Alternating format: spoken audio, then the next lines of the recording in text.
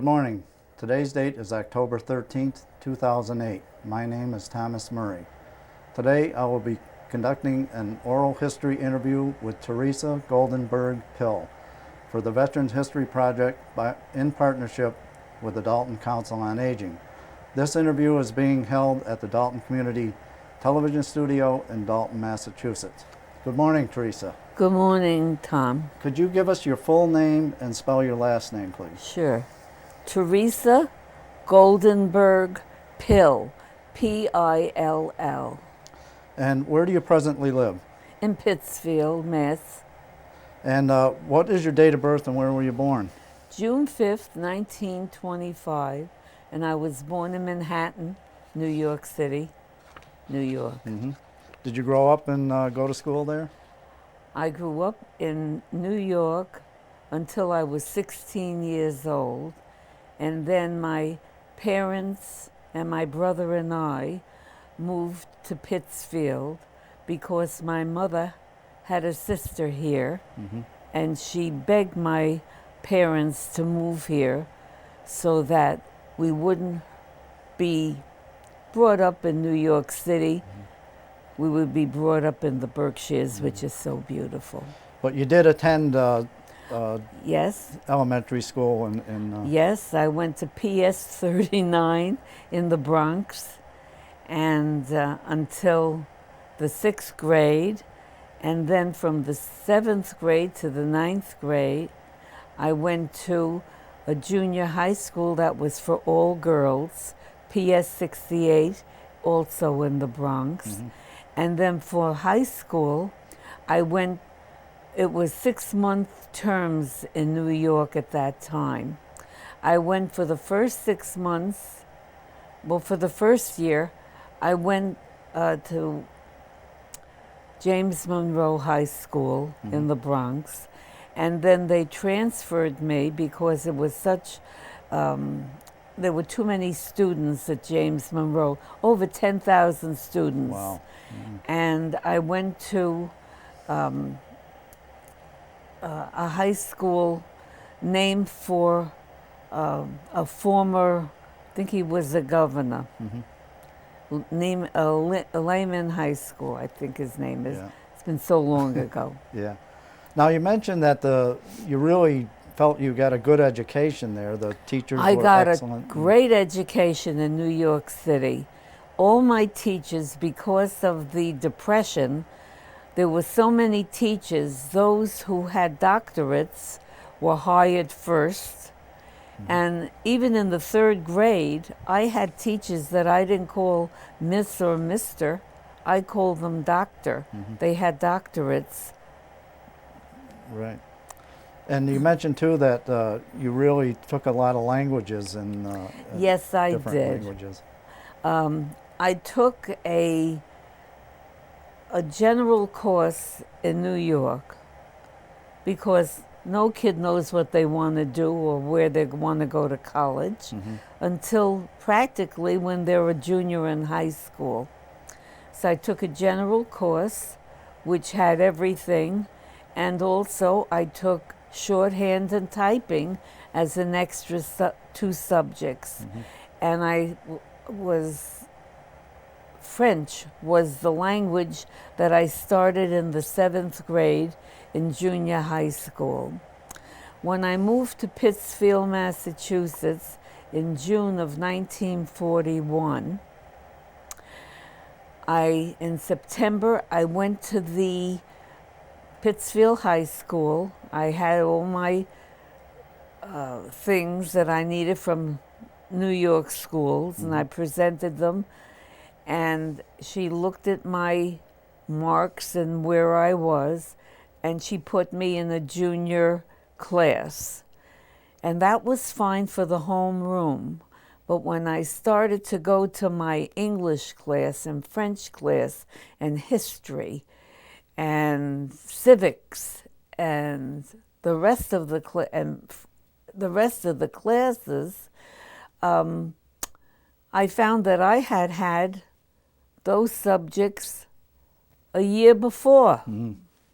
And so I went down to speak to Miss Parker, who in 1941 was the Dean of Girls in Pittsfield High School.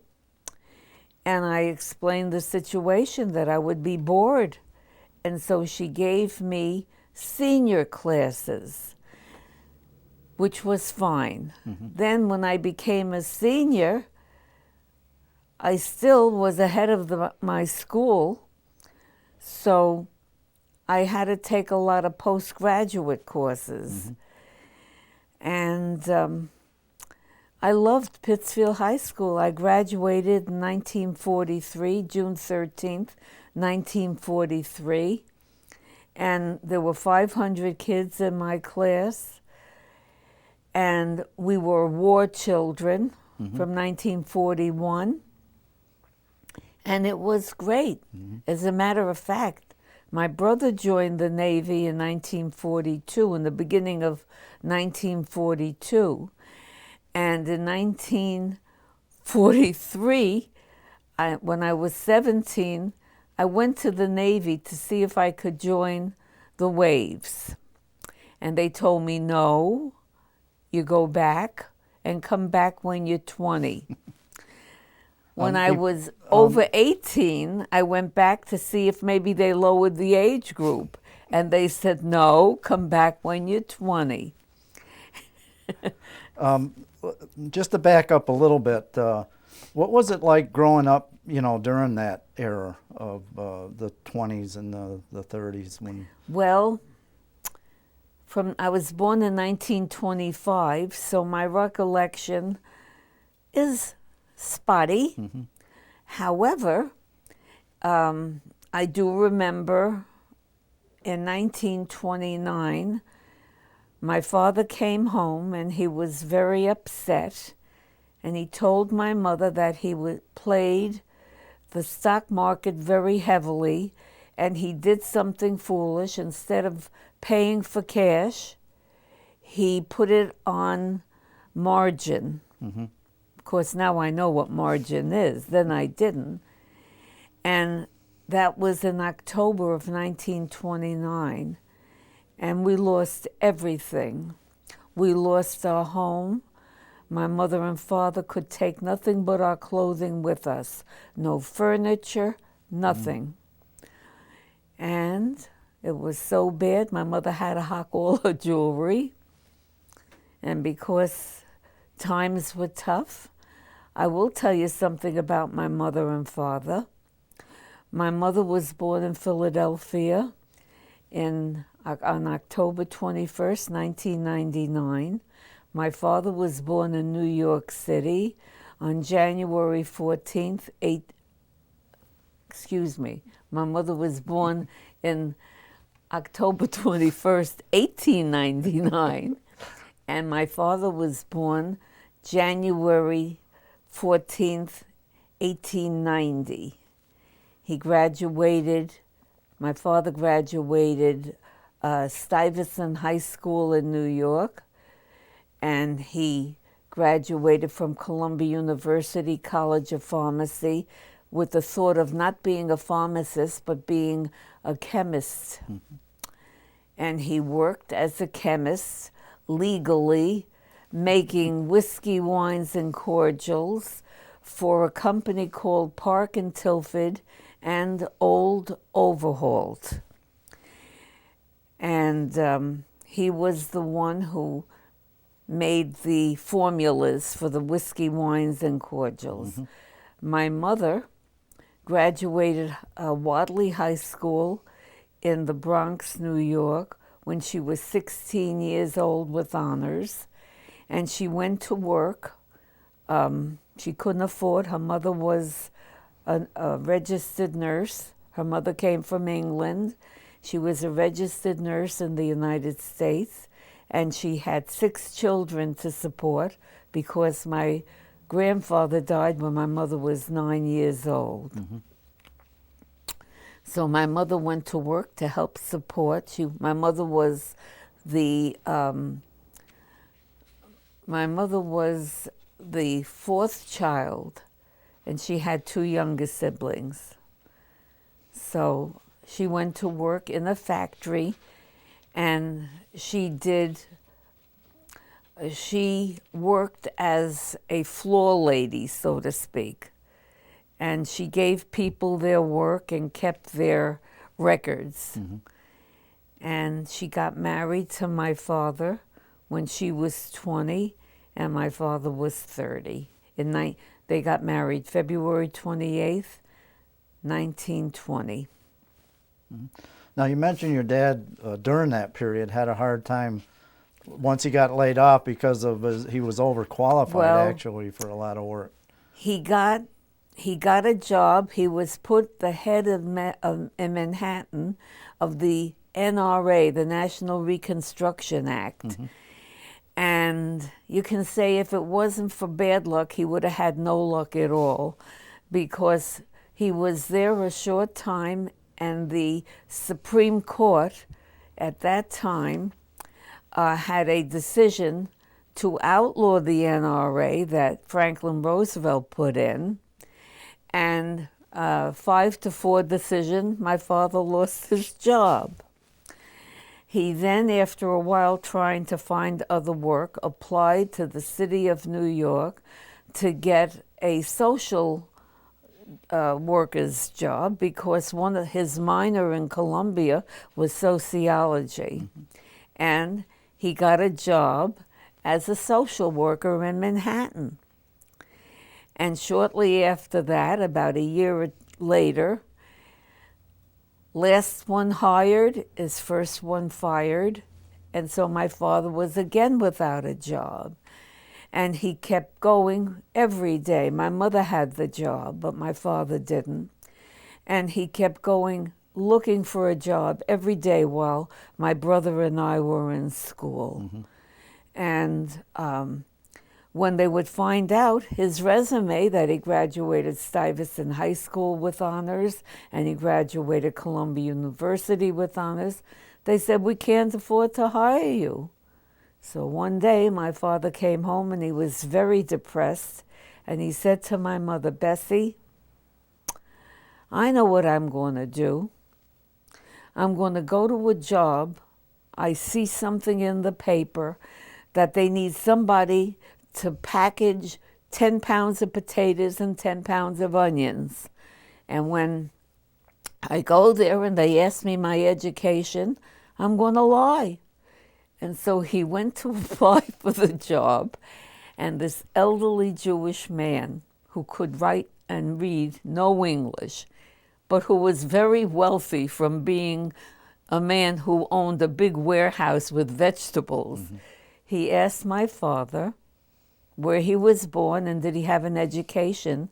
And my father lied. He said, yes. He said, "But I only went to the 4th grade. He said, "But I can read very well and I can do numbers very well." And he was hired. Now, you mentioned you did have a brother. Yes, I did.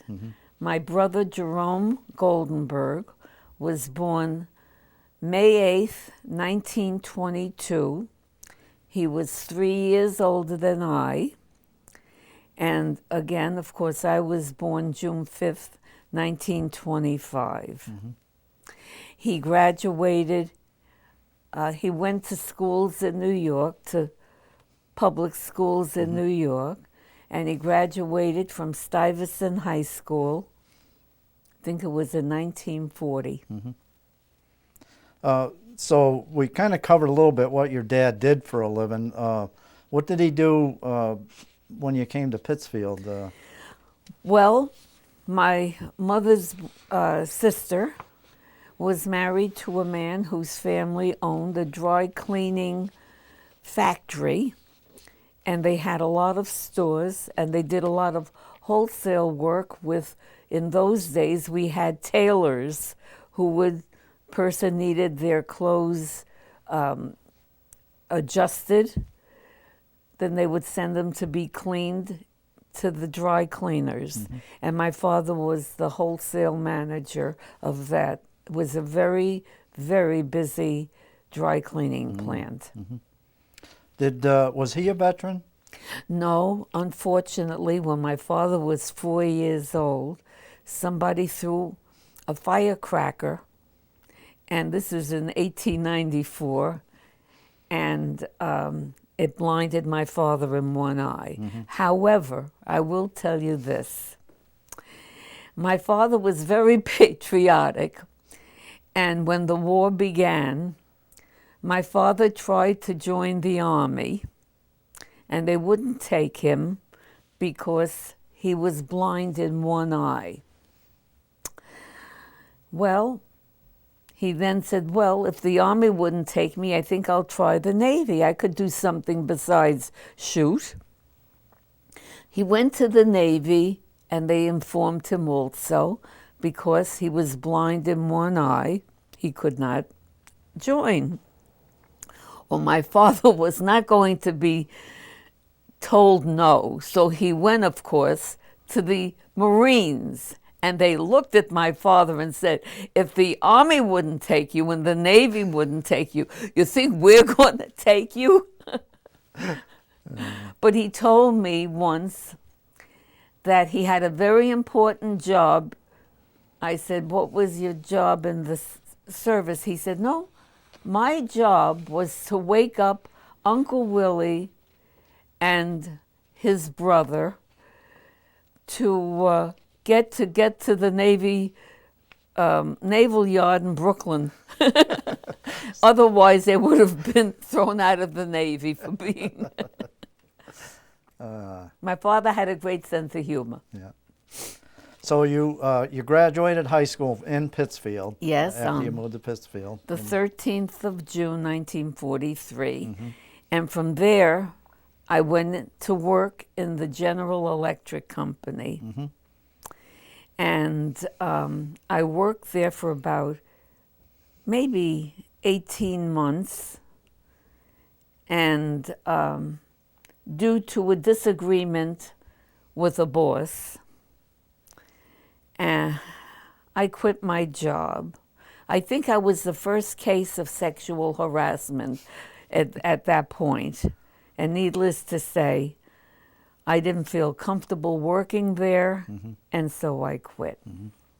And what did you do after? Well, I went to work in one of the dry cleaning stores until I reached 20. And I will tell you how my mother never wanted me to go into the Navy. And because I was the baby, okay? And she told me she'd never sign for me. My father said he would sign, but at that point, I think you needed 2 signatures. So it was Memorial Day of 1945, several days before my birthday, 6 days before my 20th birthday. And my parents always went to the Memorial Day and the 4th of July and every other kind of parade they had in Pittsfield. And so we were standing, and the flag was passing by, and John Philip Sousa's tunes were being played, and my mother got caught up into the being patriotic, and she said, okay, Theresa, I'll sign. You can join the Navy. Well, when we got home, I said, now remember, she said, yes. So I went on June 5th, on my birthday, I went to the Naval Recruiting Station, and the guy said to me, well, you're finally 20. He said, now I'm happy to sign you up. And I brought the papers home, and my mother said, you know, I changed my mind. And my father said, you signed that paper. And so that's how I joined the Navy. And why did you join the Navy? What was... Really for patriotism. I always loved America. Even in high school, all the kids in high school, we did drives, paper drives, rag drives, tin and iron drives on the weekends when we were off from school. Very patriotic class. But you kind of got drifted to the Navy from your brother, wasn't it? Oh, yes, yes. And I'll tell you why my brother joined the Navy. an uncle who had been in the Navy during World War One. He said to my brother, Jerome, if you're ever going to join the service, always go in the Navy because you're always assured of a delicious meal and a good bed to sleep in. So how old were you at that time when you joined? You were 20. I was 20. I joined on my 20th birthday. And I asked him, I said, am I in the... He swore me in. He said, yes, you are now a product of the United States Navy, and in a couple of weeks, you will be sent to Springfield, not Springfield, Boston. to Boston, to have a physical and a written test, so that they can determine what might be a good fit for you in the service. And so the 2 weeks went by, and you went. The 2 weeks went by, and I got there, and it was a very pleasant experience. And then when I came home from Boston, I had to wait for my orders. But they told me that I was in the Navy, and that my Navy service began the day I joined the Navy. But can I tell that when I was discharged and received my discharge, they made me short because I joined June 5th and I got out, I believe, on July 9th, or 8th or 9th. 8th or 9th, yeah. Yes, and of 1946. But I was still in the Navy since June 5th. You feel you got that extra month in there. Yes.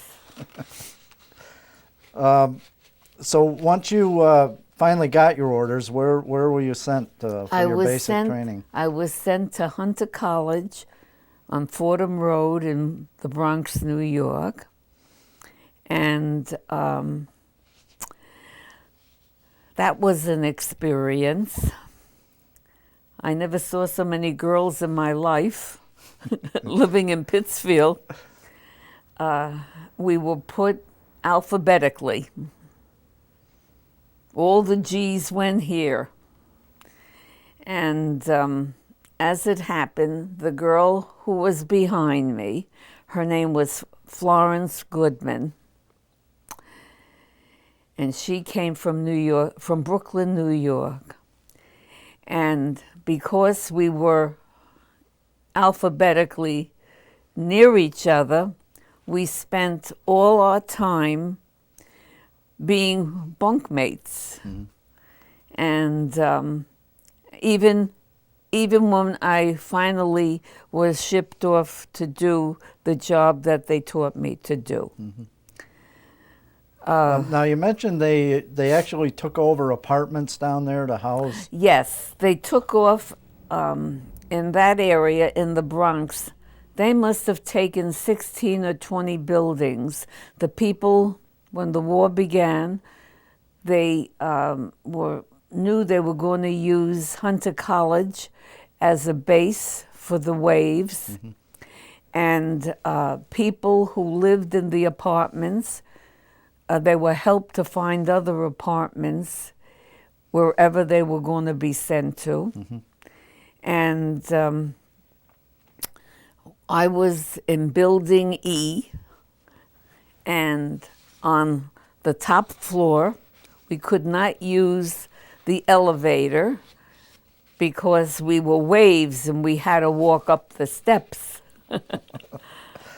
And what type of training did you get at Hunter at that time? It was great. Got up at 5:30 in the morning, and I was never a morning person, but I learned to be one then.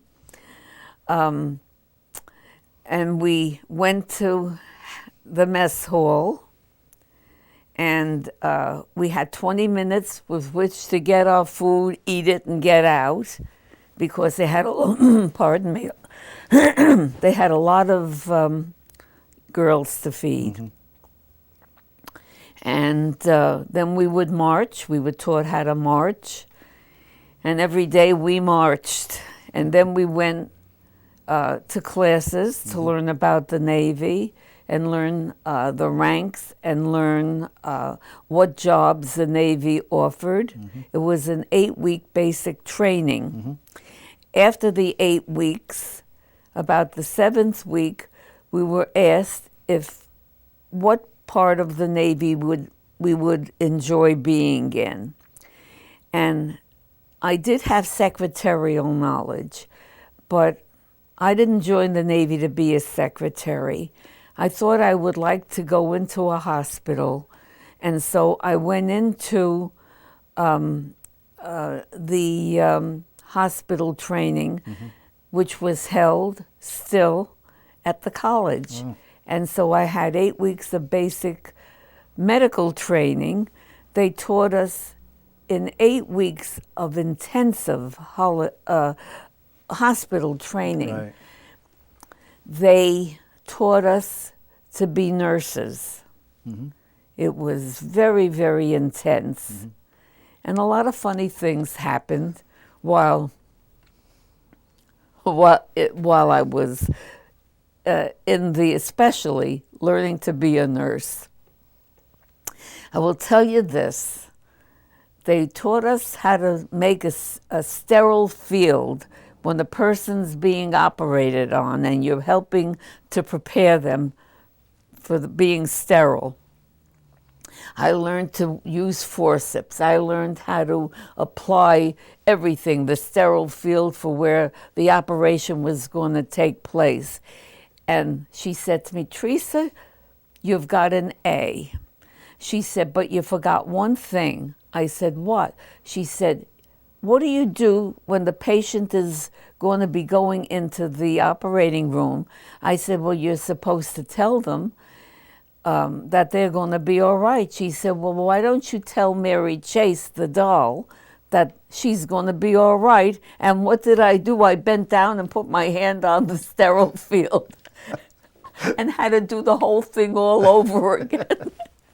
Now, you told one story that I liked about when you got fitted for your uniform. Oh, all right. The first week we were fitted for uniforms. And as a civilian, I would never buy a dress that had any brass buttons on it. I thought it made the dress look cheap. So I was being fitted, and everybody had blue buttons, but I had brass buttons. And so the lady who was doing the altering on my jacket, I said to her, "I don't want brass buttons. I want blue buttons." She said, "Don't worry, they'll be blue." I said, "Make sure they're blue buttons because I don't like brass buttons." And she, after the third time I made her assure me, she said, "Listen, you have to learn something. Brass buttons are for officers, and you're going to be a lowly seaman. So get over it." So you didn't have a hard time adjusting to this new... The only thing I had a hard time, I had beautiful, not blonde hair, but blue-black hair, and it was long. And when I got in, I have a short neck. Every week I had to have a haircut. I was the only person from my group that had to have a haircut every week. They said it was hitting the collar, it was hitting the collar. But after basic training, and while we were training to be in the hospital, they no longer would give me the haircuts. And my hair grew long, as you can see from the picture. Yeah. Do you remember graduating from basic training, or did they have any ceremony that you remembered? Or? Well, they just took us into the main room, where the auditorium, and congratulated all of us that we passed our training. And we received our, is it called a billet of where we were going to be going. And incidentally, I do have to remind you that I told you this story. My mother said, when I told her I was going to study to be at a hospital somewhere in the United States, my mother said, Well, I know in Chelsea, Massachusetts, there's a naval hospital there. It would be very nice. Ask them to send you there and you can come home some weekends.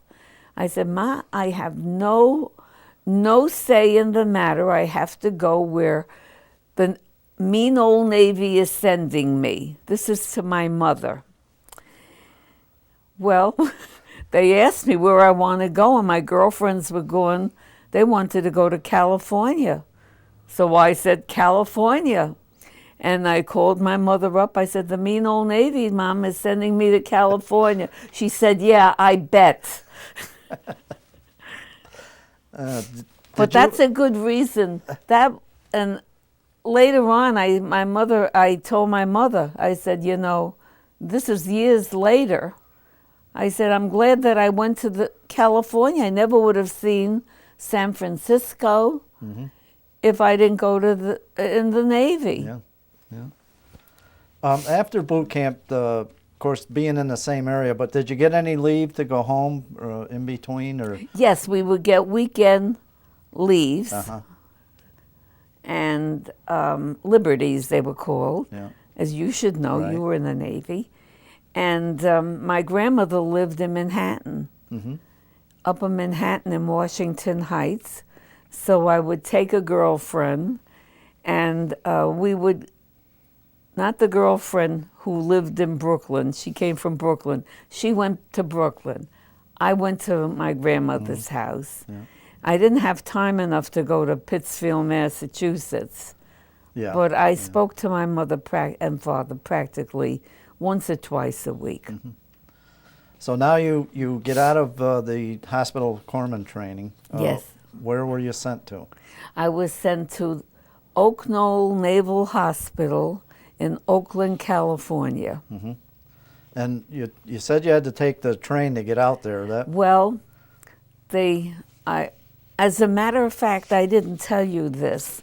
While I was at Grand Central Station, I saw my brother, who was home on leave. We bumped into each other at Grand Central Station while I was waiting for the Challenger, the name of the train, to go to California. And my brother had just come off the Challenger to go back to Pittsfield to see my parents. And I introduced them to my girlfriends, and we kissed goodbye. And then when we got onto the train, we were assigned bunks. And wouldn't you know, guess who got the top bunk? Well, I suffered because it was hard getting dressed and undressed there. For 5 days, I couldn't sleep. That train felt as if it had, as one of the sailors on the train said, this train has square wheels. I never heard that expression, but it felt like it had square wheels. It took 5 days to get there. Wow. But I saw the United States. Yeah. Yeah. So what were some of your assignments once you got to Oak Knoll? Okay. When I got to Oak Knoll Naval Hospital, at the buses that were there, and there were many buses picking all the girls up, we were given we were showed where we were going to be staying to sleep, and we were told that each of us would be given a ward, not an award, but a ward, right, with which we were going to be doing our nursing. Now, these wards were like a New York City block or even longer. They had to have a galley in it. They had to have all the rooms for the nurses, for where they kept the records. and they had to have the rooms for the patients. And they had enough rooms for the patients who were so sick. They had enough rooms to have private rooms also. It was a long walk from one end to the other. And I will tell you about the first day, that first evening, when we saw the wards. The next morning, I went with my girlfriends because we all were still alphabetically, and we were given the same assignment. And the commander, or the lieutenant commander nurse, looked at me and she said to me, "What is your name?" I said, "Seaman Theresa Goldenberg." And she said, "Well, what's your nickname?" I said, "Nobody, I haven't got a nickname. My name is Theresa." She said, "Well, I'll give you a choice. Either it's Terry or Goldie." I said, "I'll take Terry." So my brother was called Goldie by his shipmates. And the first thing she said to me was, "I'm going to have you prepare an enema to give to the patient in room so-and-so next to the window. Ask him his name, tell him he's getting an enema." And I looked at her and I said, "You know, Commander, I never gave an enema to anybody." I said, "I watched one being given to Mary Chase, the doll that had all the orifices, but they never asked us to do it." And so she said, "It's not hard, and I'll prepare the substance." She walks with me, and I walk in holding this, the enema bag. It was on a dolly. What do you call those things? Anyway. And I look at him, and I said, "Are you so-and-so?" He said, "Yes." Oh, she told me, make sure he doesn't know that I never gave an enema before. And she said to me, "He's all yours." And so she walked out of the room, and he said, "Are you a new person here?" I said, "Well, I may be new here, but I was from another base," which I wasn't telling a lie. And I told him to turn over, and inasmuch as I was only 20 and quite naive and never saw anybody naked, a man naked, I picked up the covers and did everything under the covers. And finally he said to me, "Are you sure you gave an enema before?" I said, "Yeah, why?" He said, "Because if you don't stop, it's going to come out of my mouth." But it worked. That's the main thing. Now, you did have another kind of a sad story about a wounded female nurse that... Yes. A female nurse who lost a lung. I don't know if it was maybe in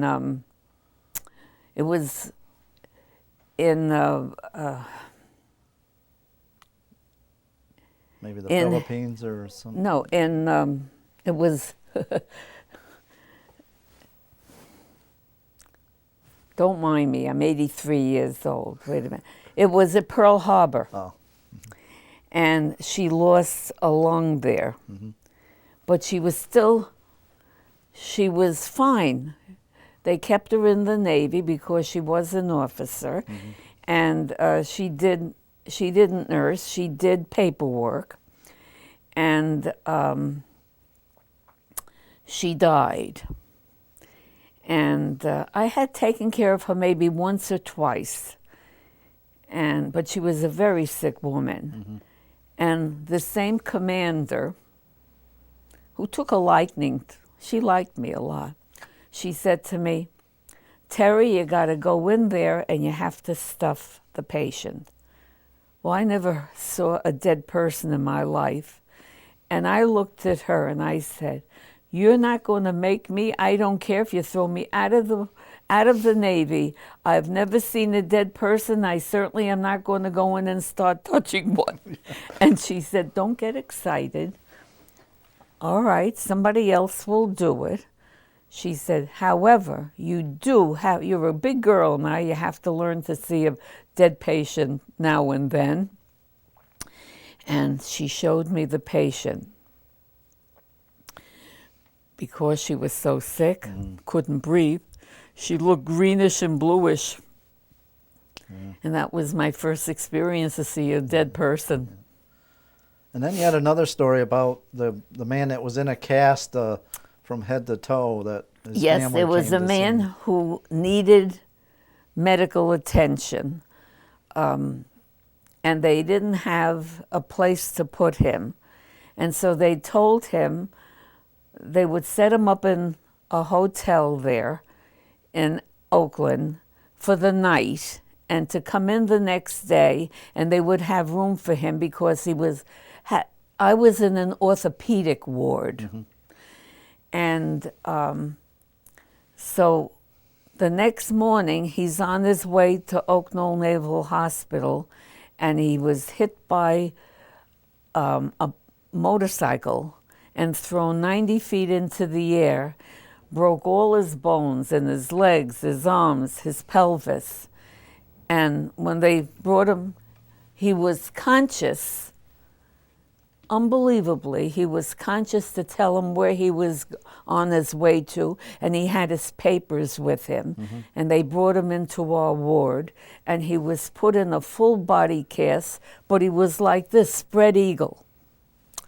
And I had the privilege of being one of his hospital HAs.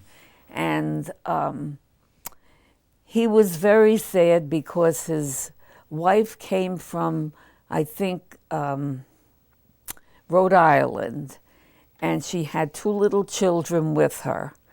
And the children were not permitted on the ward, only in the solarium.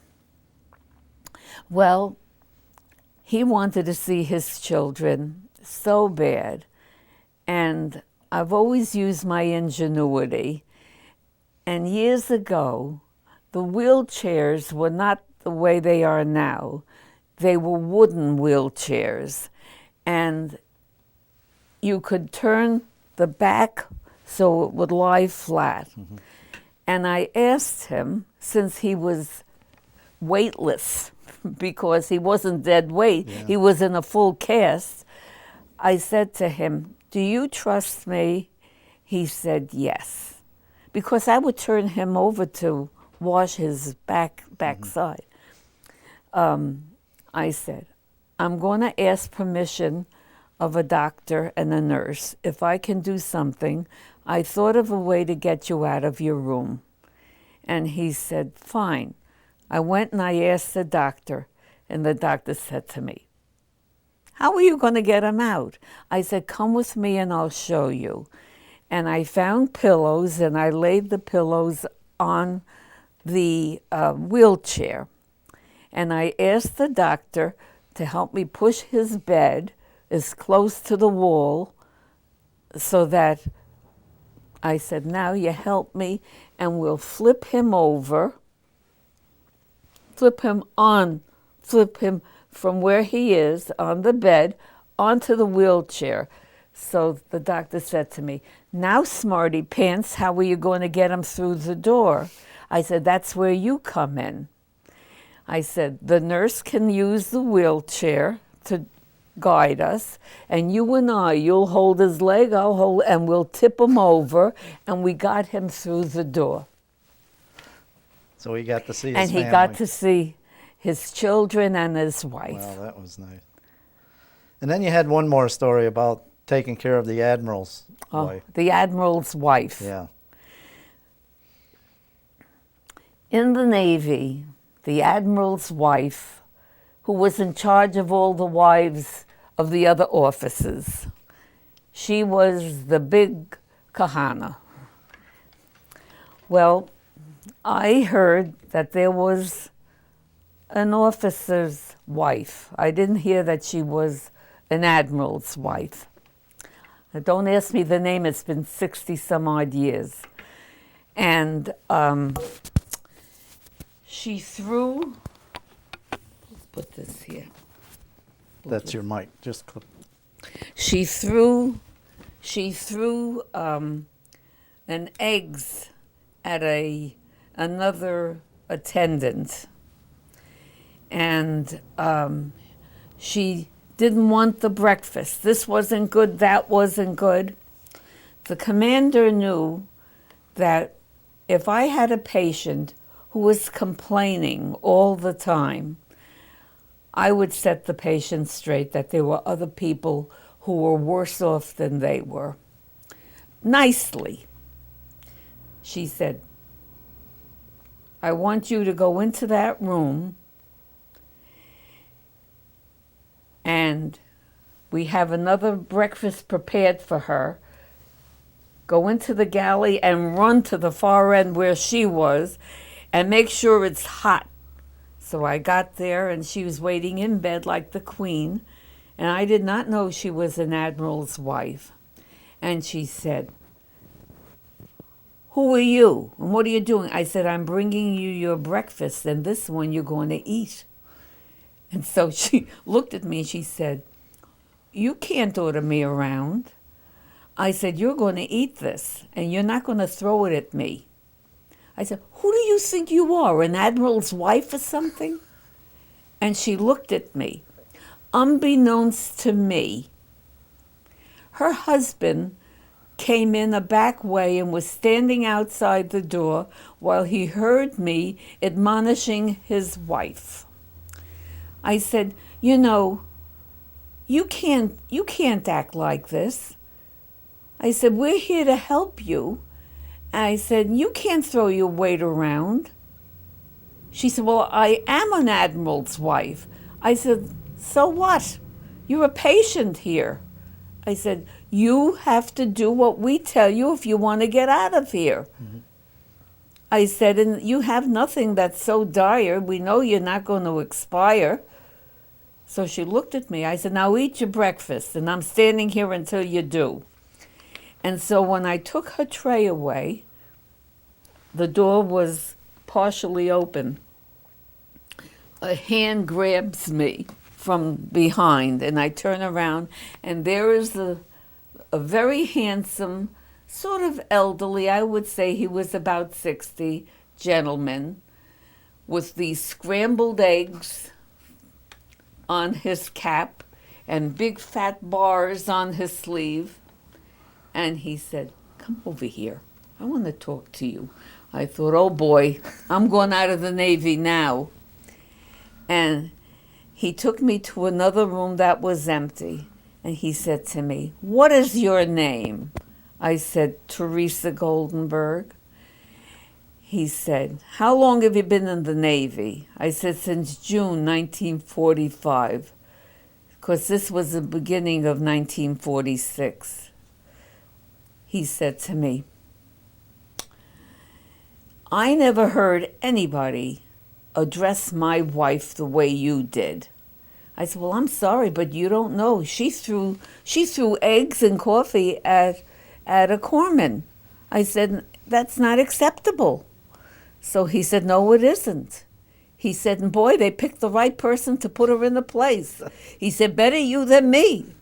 He said, I might be the admiral for the men, but she's my admiral. So he was so pleased with me. He told me he was going to go to the May Company in San Francisco, and he gave me a $50 gift certificate to buy myself something, whatever I wanted, in the May Company, which was a big department store like Macy's. Yeah, that's nice. And that was, and I could tell you about one other story. A young man who only had his legs fractured and they were in separate casts.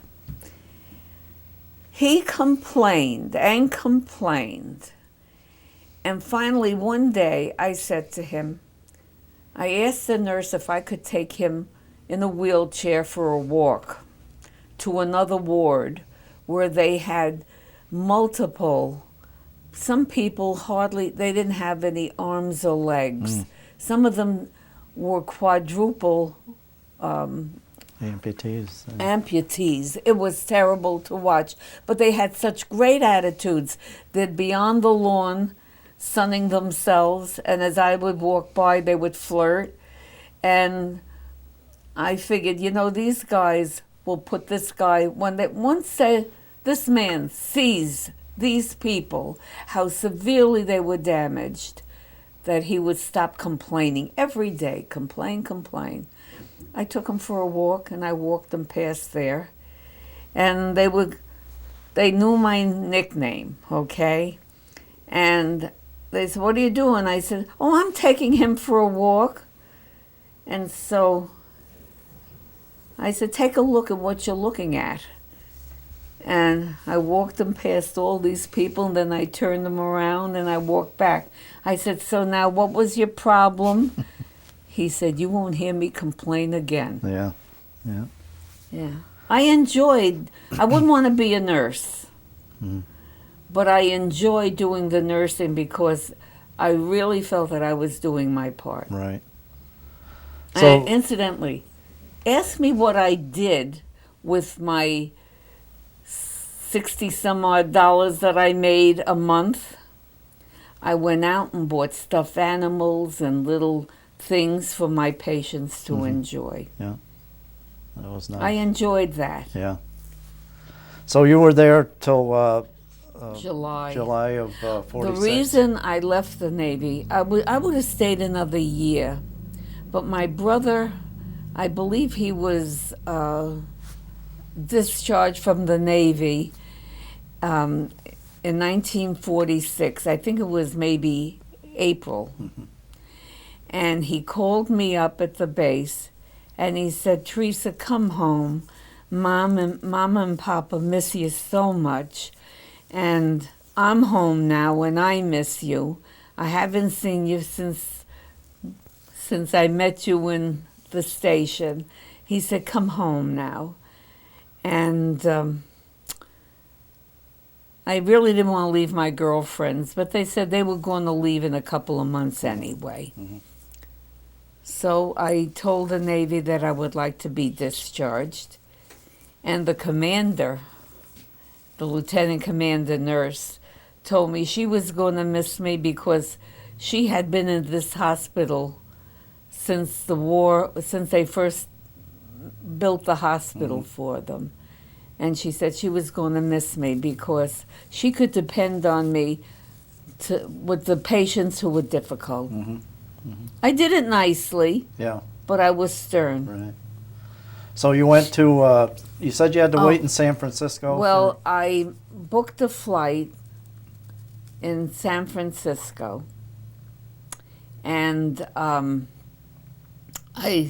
kept 2 weeks out, and I went into a hotel and went around San Francisco, and I took tours to see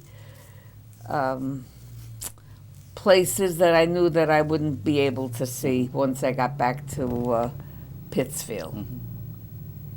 So, and I flew home. But you were actually discharged from the Naval Hospital? Yes, in Oakville. In Oakville Naval Hospital. So you came back to Pittsfield? Yes.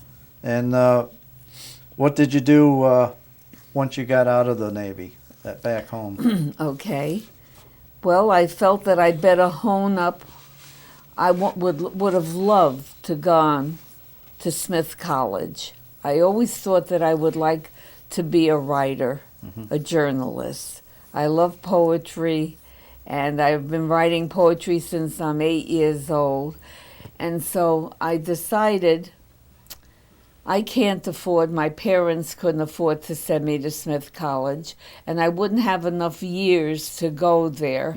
And everybody would be dressed, I knew rich girls went there, and I didn't have that kind of money. So I said to my father, what do you think I should do? He said, well, I would suggest that you just go hone up on your secretarial needs, and after you got your speed up for typing and for shorthand, apply for a job. So I went to Berkshire Business College, and I went there for 2 months, and I became very proficient in those 2 months. And the college would get information of who is hiring and who needs a person who would be qualified. And I was told by Mr. Weisberger, I think his name was, who was the head of the college. He said, I think there may be a secretarial job opening. Go to the employment agency in Pittsfield, and here are your marks. And I went, and I was told to go into Lee, Massachusetts, to be interviewed by a Mr. Nathan George Horowitz and his wife to be a secretary. So I took the bus into Lee, and I was in an office that had no chairs. It had a radiator in it, and the wife was there. The husband came later, and she said, I'm sorry, I don't have a regular typewriter. All I have is this portable typewriter. I will give you dictation, and something that my husband would have dictated, and you transcribe it, and let's see how well you do. Well, with all not being able to sit down but stand at a typewriter that was an old portable, I typed what she had dictated, and she dictated very fast, probably around 90 or 100 words a minute. And I got every word, and she gave me paper, and I transcribed my notes, and it was letter perfect. She said, I have one other person that I have to speak to. And she said, but I think maybe you'll be hired. And she spoke to the other person and gave them, and the other person made a lot of mistakes, and it was just fortunate for me that the typewriter behaved. It didn't behave, and she didn't get her dictation was not like mine, and I got the job. Then in walks Mr. Horowitz, and I will tell you now that Nathan George Horowitz is an absolute genius. He invented the Movado watch. I worked for him from October of 1946 to March of 1952. He could read a newspaper, eat an apple, and dictate word for word, comma, colon, question mark, everything while he was doing these two things. He was unbelievable. And he was so smart. He taught me so much. And when I left him, he didn't want me to leave, but that's another story. His wife got me another job at the Jewish Community Center because they needed a secretary, and they couldn't find a Jewish secretary because there were a lot of things that Christian secretaries at that point would not have been able to do because it was things for the Jewish people. And so she volunteered me. But anyway, he was very angry. And I assured him when he had his letters to the New York Times and when he would write letters to the Berkshire Eagle that I wouldn't mind going to his home and doing all his dictation and getting everything out for him. I didn't mind doing that. Mm-hmm. And he told me I went to the Nathan George Horowitz College, and that I was magna cum laude. Oh, that's nice. He gave me a good education. And from there, I worked at the Jewish Community Center, and I did not like the director who was my boss.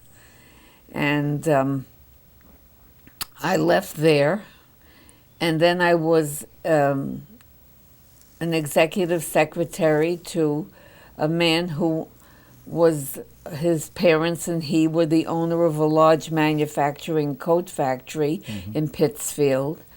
And I worked there for about a year or so, after 2 years, and I got married, and I left there.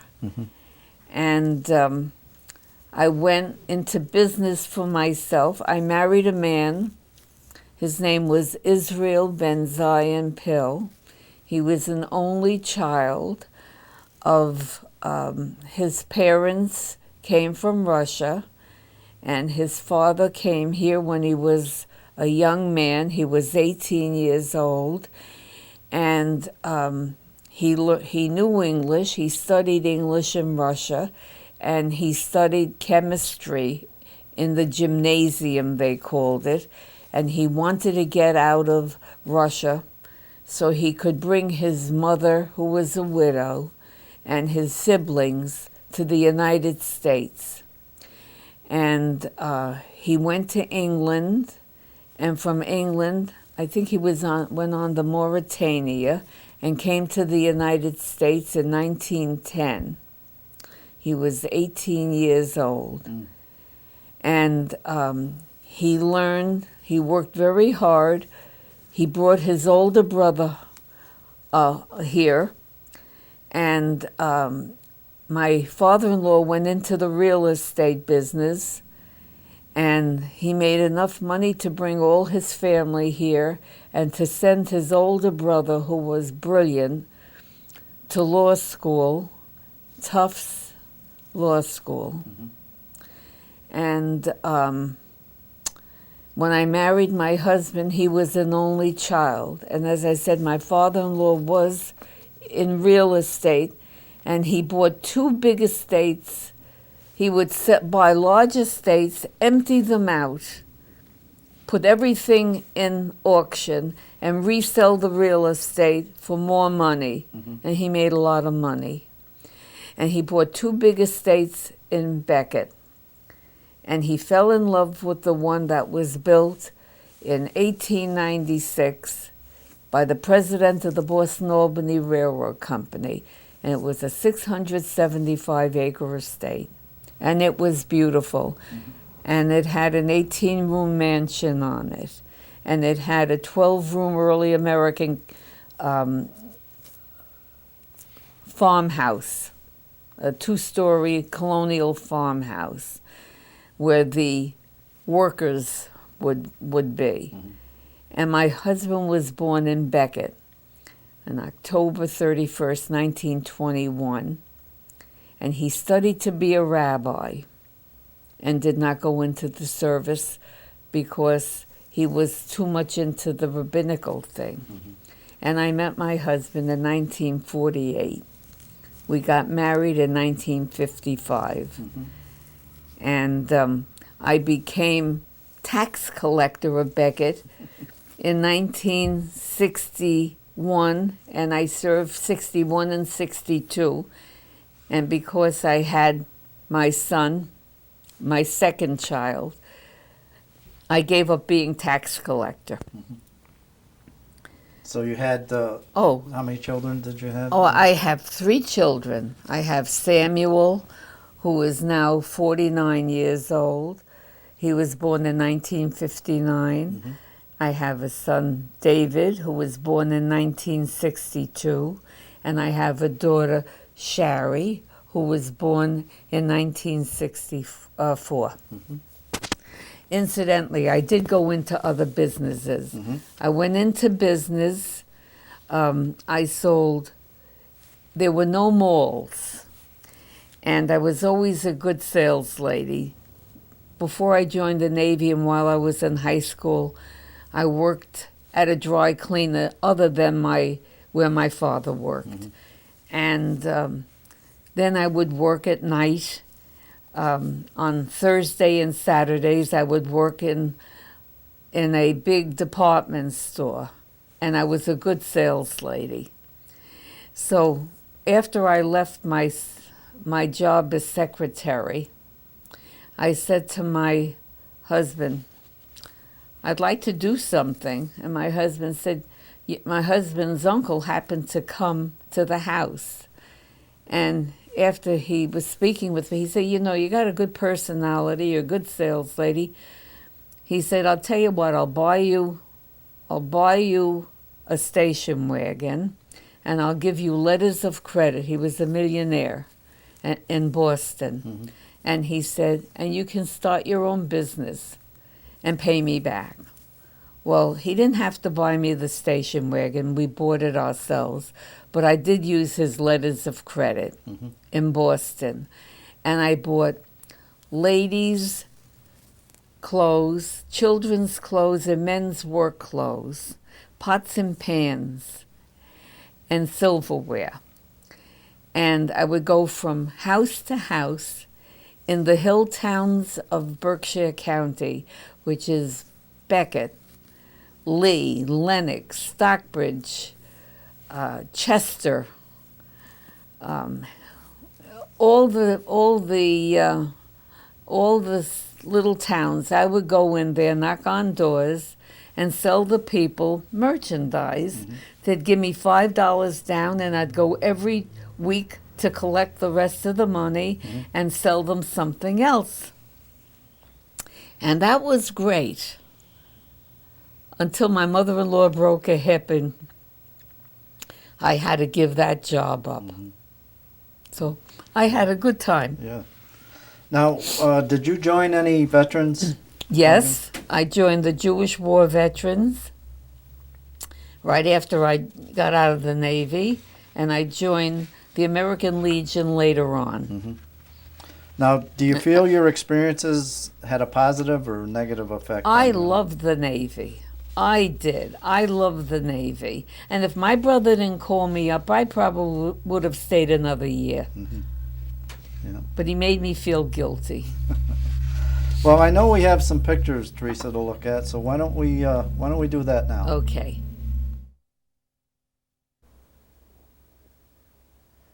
Okay. Now let's look at those pictures you brought. All right.